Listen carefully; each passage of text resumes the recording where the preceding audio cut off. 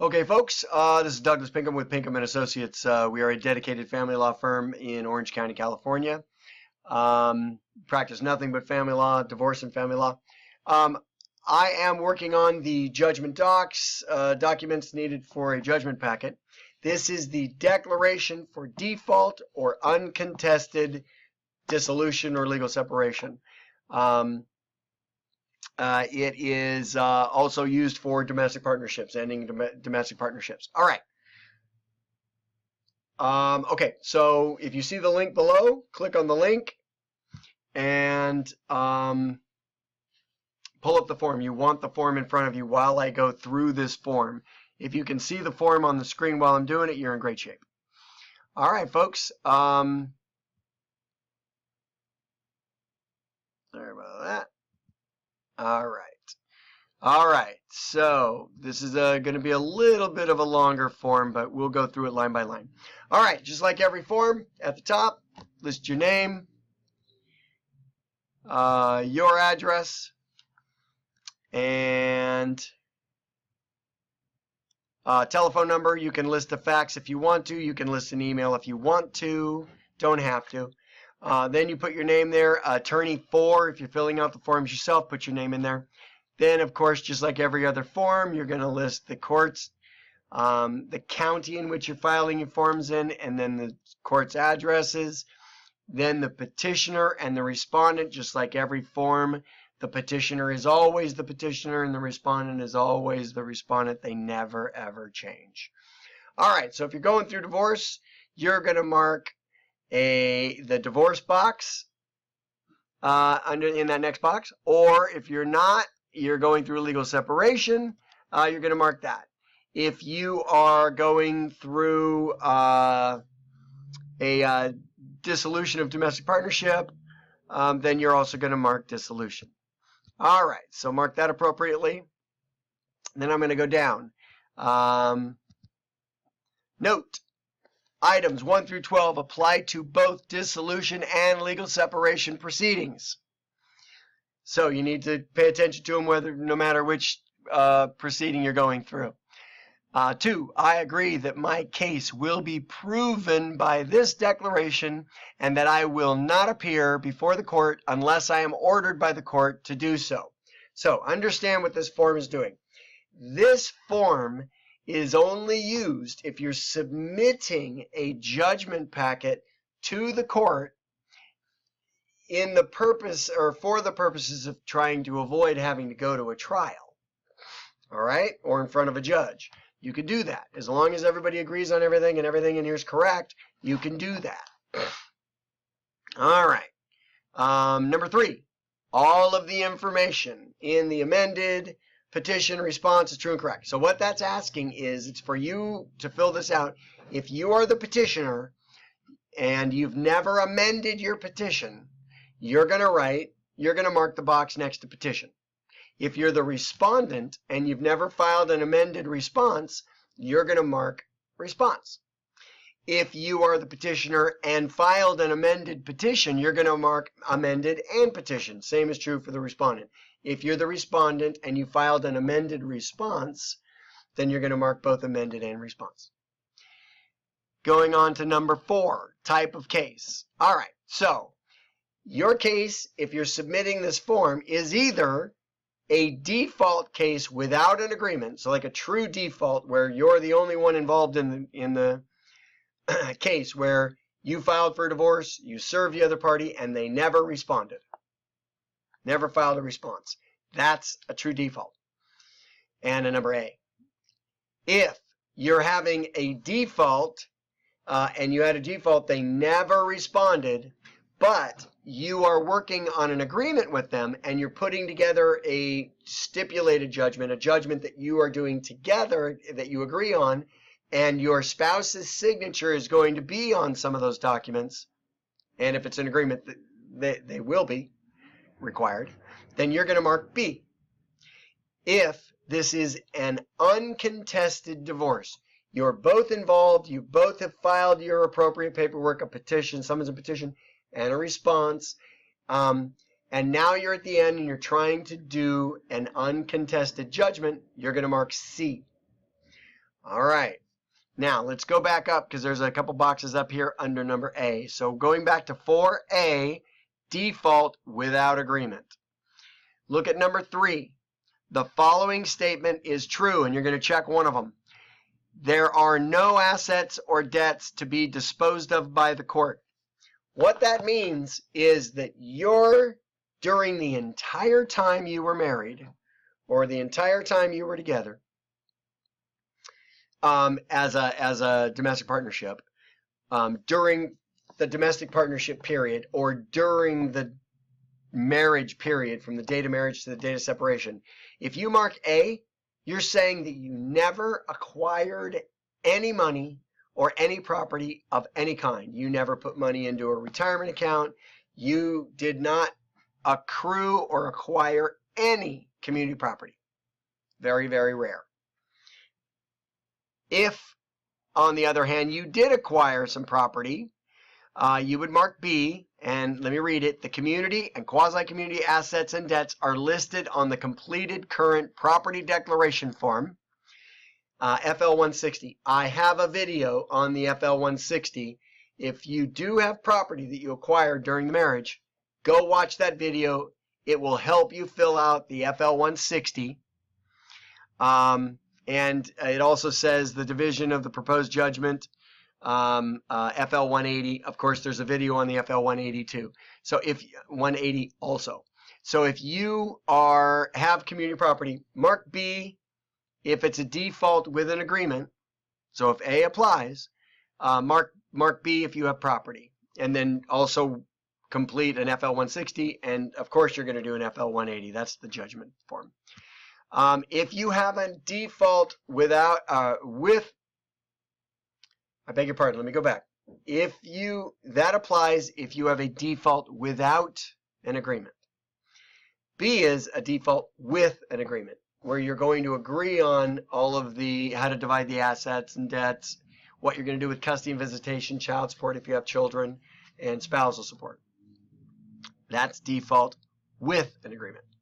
And then, of course, uncontested is pretty obvious. You're both agreeing on everything, you're working together, and you're both involved. All right. Number 5, declaration of disclosure. Check A, B, or C. A is both the petitioner and the respondent have filed or are filing concurrently with the judgment a declaration regarding service of declaration of disclosure, FL-141. And an income and expense declaration, FL-150. If you guys are working together and you guys have already done your declarations of disclosure and served them on each other, you can do your FL-141s and submit them with this judgment packet. And that's what A is saying. If that's the case, mark A. B says this matter is proceeding by default. That's true default. And I am the petitioner in the action and have filed a proof of service, a preliminary declaration of disclosure. You've already filed your FL-140. And you hereby waive receipt of the final declaration of disclosure from the other party. If that's the case, mark B. C is this matter is proceeding as an uncontested matter. Service of the final declaration of disclosure, which would be another FL-140 marked final, is mutually waived by the parties. And to do that, you need to fill out an FL-141, or excuse me, an FL-144, which I have a video on, so you're covered. So if you guys are working together as an uncontested divorce, and you have both filed your preliminary declarations of disclosure, which are required, you can waive final declarations of disclosure by both of you signing an FL-144. Again, go look at my video on the FL-144. But if that's the case, mark C, 5C. Very good. And I get it, this is a little bit more complicated than some of the forms, but this is a very important form, so follow along. Page 2, at the top, petitioner's name, respondent's name, again, and then the case number off to the right. They never change. It's always the petitioner's name, always the respondent's name. They never change. And the case number is never going to change. Number 6, if you have children, you need to put marks in the next couple sections. This is child custody and visitation. All right, so if you have children, you're going to mark 6. In your initial paperwork, when you filed for divorce, you filed an FL 105. It's a declaration under UCCJEA. It stands for Uniform Child Custody Jurisdiction Enforcement Act. When you filed for your divorce, if you have children, you had to file that form. If nothing has changed on that form since you filed, you're going to mark A and has not, saying that it has not changed since the last time you filed with the court. If you do that, you're done with the UCCJEA information.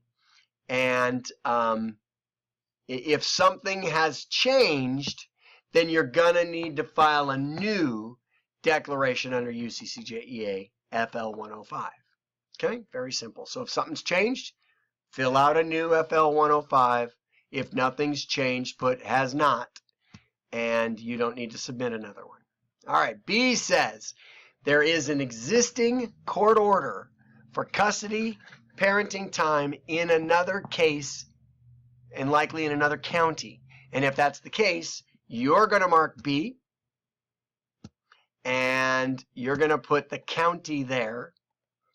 And at the end, you're going to list the case number is and the case number from that other case where the custody orders are stated.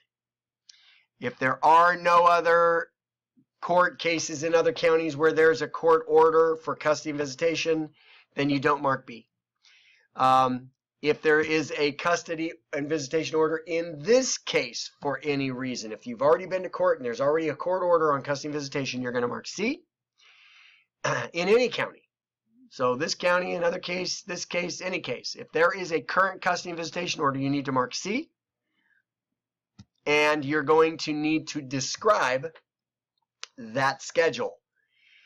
If you can fit it in here, which would be rare, you can write it right into this section. If you cannot fit it in here, simply take a lined piece of paper, blank lined piece of paper, can even be on yellow pad, entitle it Attachment 6C as it says on the form, and you're going to attach it to the back of this form when you submit it to the court. And then write on that what your exact visitation time schedule is for you and the other parent. All right, so if there are no custody orders already in place, leave it blank. Okay, so in a default case, you can list here facts in support of requested judgment. I do not write anything in there on my judgments, even if I'm doing a default case for one of my clients. I don't put anything in there. You can. You don't have to. All right, 7. If there is a child, you must mark this box. Child support should be ordered as set forth in the proposed judgment, 180. There's another video on your judgment form, so don't worry about the FL-180. There's another form, another video to help you fill out that form. A, if there are minor children, check and complete 1, if applicable, and item 2 or 3. So 1 says child support is being enforced in another case. And if that's the case, if you have a child support order in a different county, you're going to mark 1, and then you're going to list the county to the right, say it's Riverside or Yolo or Shasta County, and you're going to have to put the case number in there where it asks for it. If there is no other child support case from another county, then you can mark 2 or 3. 2 says the information in the child support calculation that's attached to the proposed judgment, that's this packet, is correct based on my personal knowledge. So what they're talking about on this child support calculation, I believe there's a link on my website and maybe even to this form to go do a child support calculation. They are all over the internet. You're looking for either a DISSOMASTER, DISSOMASTER, or XSPOUSE, XSPOUSE. Those are the two calculators that we use to determine child support. Once you figure it out, print it out, and then it gets attached to this form. That's what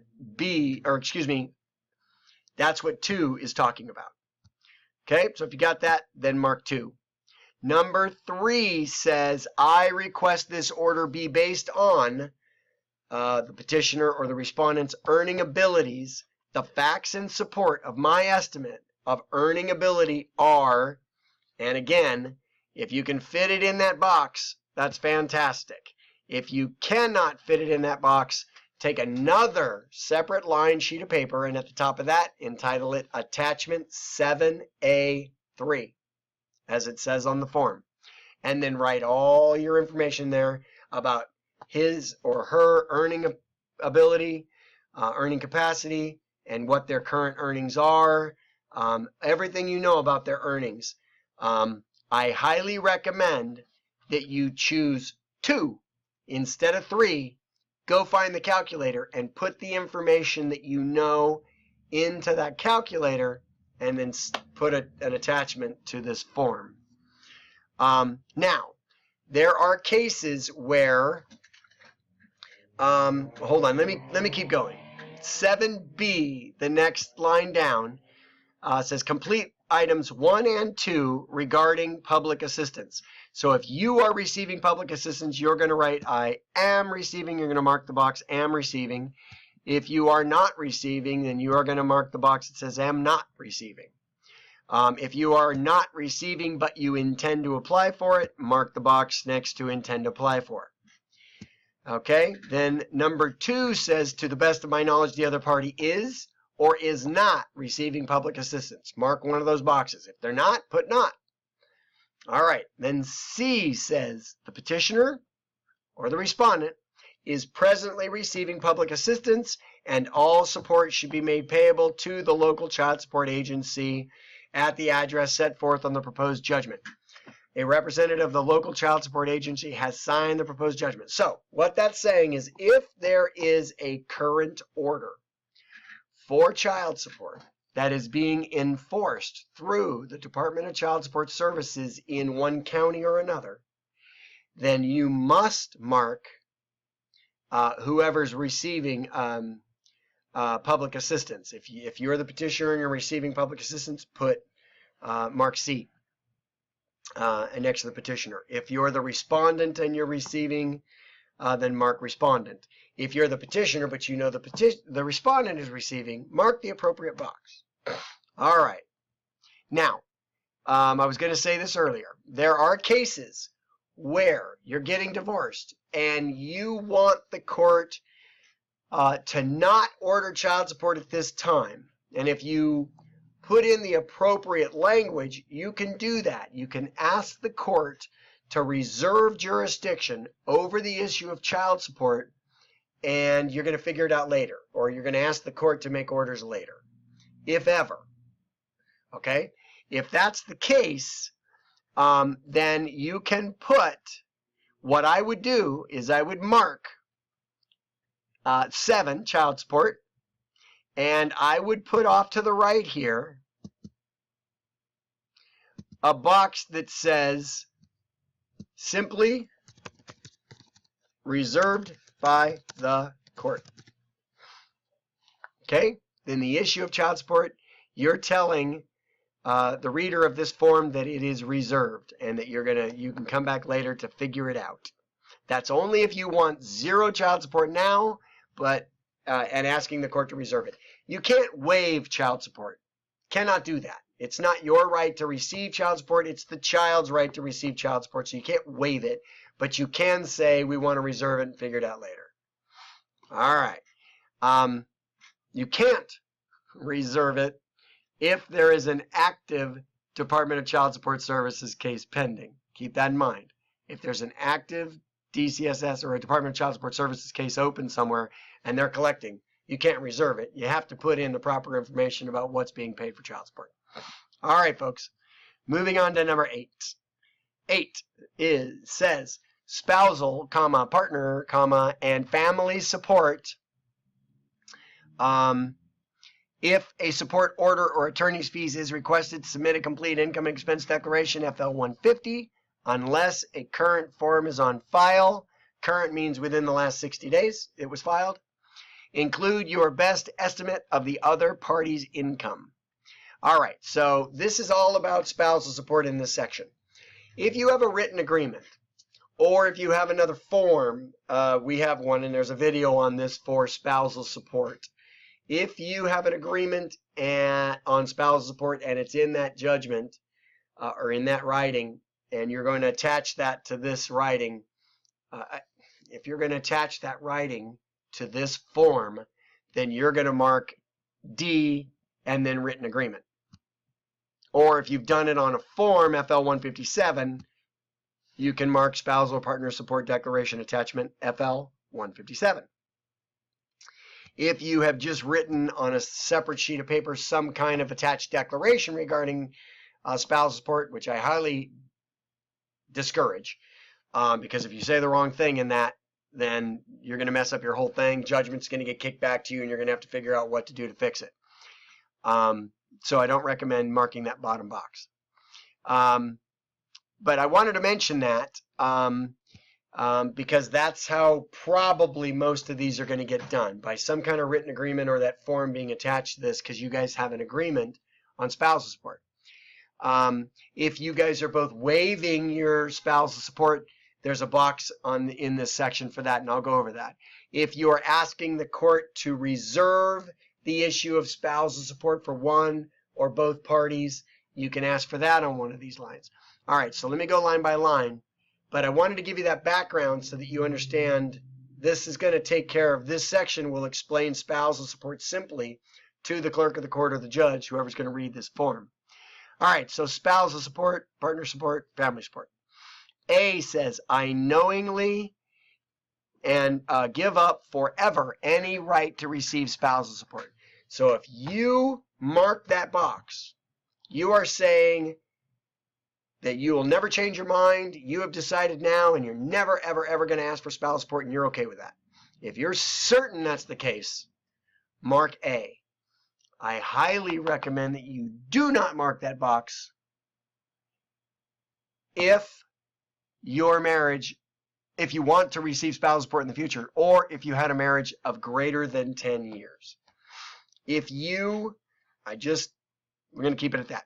B says, I ask the court to reserve jurisdiction to award spousal support or partner support in the future to, and you can say your name or their name if you want to reserve. If you're giving up your right to receive spousal support in A, you can mark B and say, but I want the court to be able to order spousal support for the other party, and put their name in there if you mark B. Spousal support is a very technical area of family law and divorce. No matter what you're doing here, you should be getting some very specific, direct legal advice on spousal support before you mark this section of this form, and before you make any final decisions on what you want, or before you make an agreement with the other party.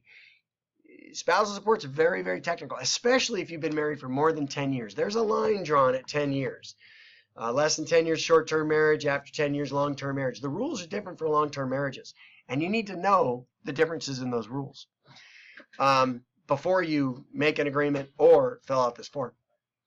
All right, folks, I ask the court to terminate forever spousal or partner support for, if you want to mark it for the other party, you can mark the other party.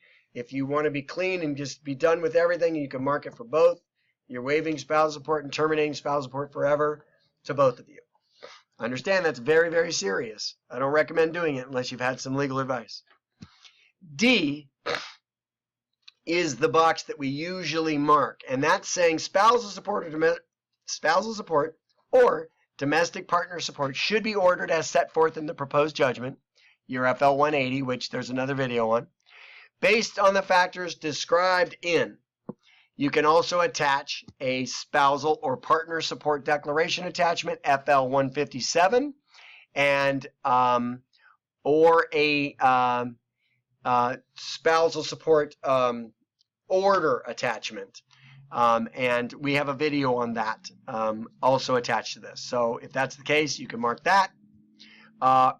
Or if you are putting together a written stipulated judgment, a written agreement, maybe called a marital settlement agreement, which is the old school name, then you can mark written agreement. And that MSA, or that stipulated judgment more likely, is going to be attached to this packet, to your judgment form.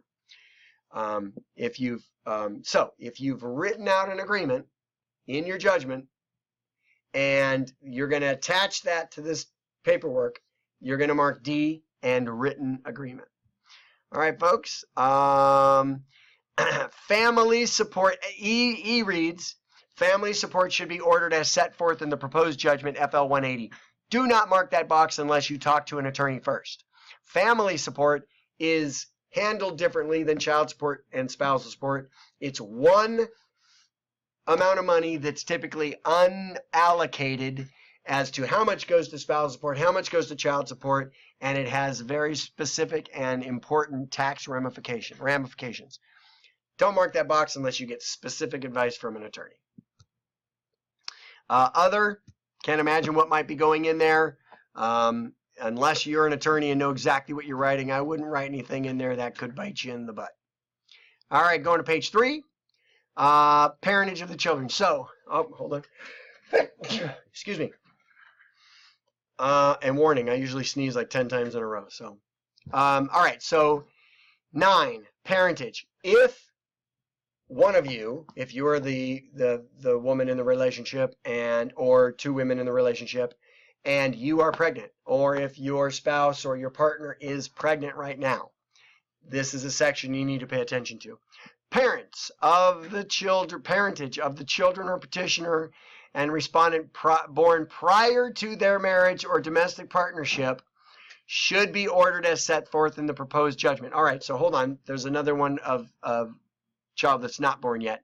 This is a box that is talking about a child that was born before you were married. So if you and your spouse or you and your partner had a child before you got married, there's not the same presumptions of parentage that there are after you get married. So if there was a child born before the marriage and you want that to be a child of the marriage, mark 9.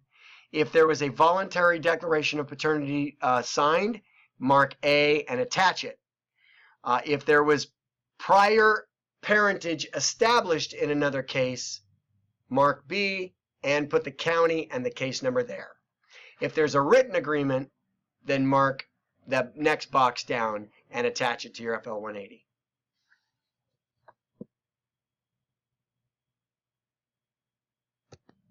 Okay, number 10, attorney's fees. So you're only going to mark this if...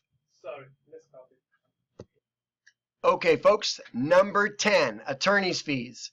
You're only going to mark 10 if you and your spouse are making an agreement on one of you paying for attorney's fees for the other.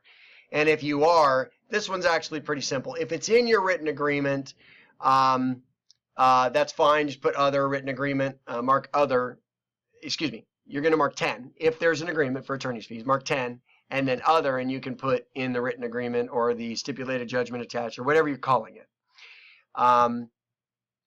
If you are using a form for attorney's fees, you can mark that also, and just mark the facts in support in form FL-319. And then, of course, the 319, there's another video on the FL-319 to help you fill that out. Very simple form, and mark that. If you do not, and most of the time you don't, have an agreement for one of you to pay attorney's fees for the other, leave it blank. All right, 11 says this judgment should be entered nunc pro tunc for the following reasons. Specify. All right, you're probably going to have a hard, okay, nunc-pro-tunc means backdated to another date. Why would you want to get a divorce judgment or legal separation backdated to a previous date? The most obvious answer, and the one I've dealt with many times in my career, is, let's say somebody goes to a paralegal and says, hey, I want you to help me fill out my paperwork. And that for divorce. And the paralegal fills out the paperwork and they finish the divorce. And then 8 years later, 12 years later, 2 years later, whatever it is, that party goes out and gets married to somebody else. Then they find out that the previous divorce was never finalized, or wasn't finalized correctly. It wasn't finalized. There was no judgment. So now you are technically committing a crime. You are married to two people at the same time. And that is a no-no in the state of California. So if that were the case, you could mark 11 and then put all the facts into that box. But I am here to tell you, I've never, ever tried to do that this way. The reason is because what you're asking is a very, very serious request. For whatever reason why you want an order, a nunc-pro-tunc order, a backdated divorce judgment date, for whatever reason, I'm guessing, and I'm guessing this through experience, that if you want to do that, the judge in your case is going to want to hear from you, is going to want to see you testify to those reasons. And because the judge is going to want to make that decision on the spot. Yes or no, I'm going to give you that earlier date. But if this is not an issue for you, which, yeah, I have never marked this box on this form because I've never done that request this way. And if that's your case and it doesn't apply, leave 11 blank.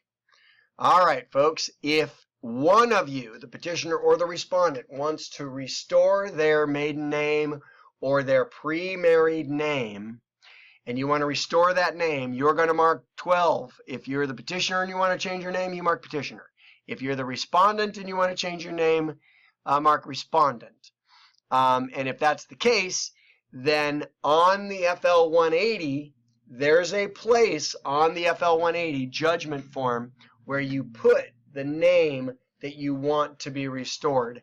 And again, I say this on that video, but you want to make sure you write the correct name, correct spelling, and include a middle name. You want the complete name. Okay, folks. Then, this 13, I'm going to read it. There's no box to mark, but this is technical legal language that the court must make a finding on this language for your divorce to be finalized. And it says, there are irreconcilable differences that have led to the irremediable breakdown of this marriage. The petitioner and or the respondent have been residents of the county for at least 3 months and the state of California for at least 6 months continuously, and immediately preceding the date of the filing the petition for dissolution of marriage and domestic partnership. And 16, I ask the court to grant my request for judgment for dissolution of marriage or domestic partnership based on irreconcilable differences, and that the court make the orders set forth in the proposed judgment submitted with this declaration. They want you're asking them the judge to sign the FL-170, the judgment form. 17. Oh, by the way, so 15 and 16, they're just statutory requirements to get a divorce in California. You have to have resided in the county for at least 3 months prior to filing. You have to live in the county for 6 months, or excuse me, the state of California for 6 months before you can file for divorce. You have to have irreconcilable differences and testify to that, and this does that. Those irreconcilable differences you have to testify have led to the irremediable breakdown in your marriage, and nothing can save the marriage. Actually, that's not here, and it's supposed to be there. But it is on the judgment form. But let's move on to 17. So 17, this declaration is for the termination of marital or domestic partner status only. I ask the court to reserve jurisdiction over the issues whose determination is not requested in this declaration. All right, so what that's talking about is you can separate the issues of actually being married. We call that the status of your marriage. Being married, being single, that's the status. From all your property and debt and child support and custody and visitations and spousal support and property given, all other issues. You can separate them. We call it bifurcating, turning into two different kind of cases. And end status. Now, why do we do that? If, say, for example, you've been going through a divorce and your divorce is really technical. I mean, you're cutting up a business that you own, or one party is just delaying this case forever and ever and ever. And, gosh darn it, you're in a serious relationship. You've been with the same person for 2 or 3 years, and you want to get married. You can't get married if you're still married to this person. Or you just want to be divorced from this person. You don't necessarily want to get married to someone else. You just want to finally end your marriage and be single again. You can do that by bifurcating your divorce procedure. It's a motion. You have to do it separately. But if you have done that, that's the only time you're going to mark box 17. If this judgment is for status only, but 99, probably, maybe 95% of the time, you're doing a judgment on all the issues. And if that's the case, leave 17 blank and move on. Box 18, the statement applies only to legal separation. So if this is for a legal separation case, read this. It's important to you. 19, in 19, you're going to put anything that might be other. I don't know what you might put in there. Again, I would get some very specific legal advice on whatever you intend to put in there before you put it in there. Other than that, understand that everything needs to be true and correct in this form, because it says right here, I declare under penalty of perjury under the laws of the state of California that the foregoing is true and correct. So before you date and write your name underneath the date and then sign it to the right, make sure that everything above and on this form was true and correct. All right, folks. That is the Declaration for Default and Uncontested Dissolution or Legal Separation, FL-170.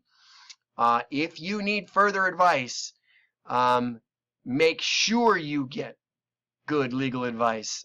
This is a technical form. It's a difficult form. I understand that.